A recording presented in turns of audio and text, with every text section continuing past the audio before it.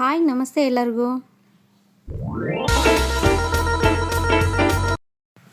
ಹೆಲ್ದಿಯಾದ ಆಮ್ಲ and beetroot jamun ಮಾಡೋಣ.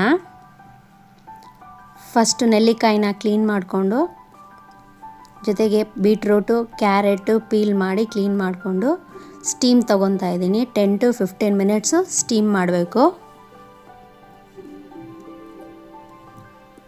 15 minutes steam ಆದಮೇಲೆ ನೆಲ್ಲಿಕಾಯಿ ಬೀಜ ತೆಗೆದು 3 ಐಟಮ್ನ ಮಿಕ್ಸಿಯಲ್ಲಿ ಗ್ರೈಂಡ್ ಮಾಡ್ಕೊತಾ ಇದ್ದೀನಿ. ಆ ಪೇಸ್ಟ್ನ ಒಂದು ಪಾತ್ರೆಯಲ್ಲಿ 3 ಮಿಶ್ರಣ ಹಾಕ್ಕೊಂಡು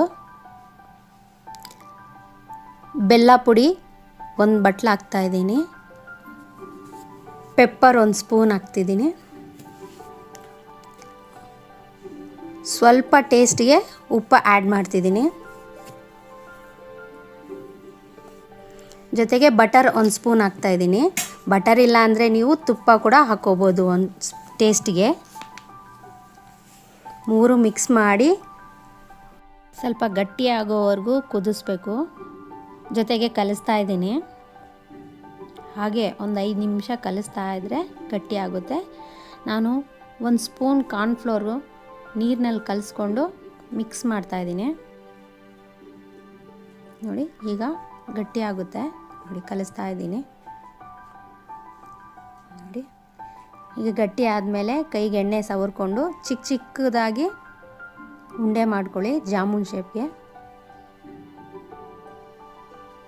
ನೋಡಿ ಜಾಮೂನ್ ರೆಡಿಯಾಗಿದೆ. Amla and beetroot jamun. Hair fall ಅನ್ನೋರ್ಗಂತೂ ತುಂಬಾ ಒಳ್ಳೆಯದು.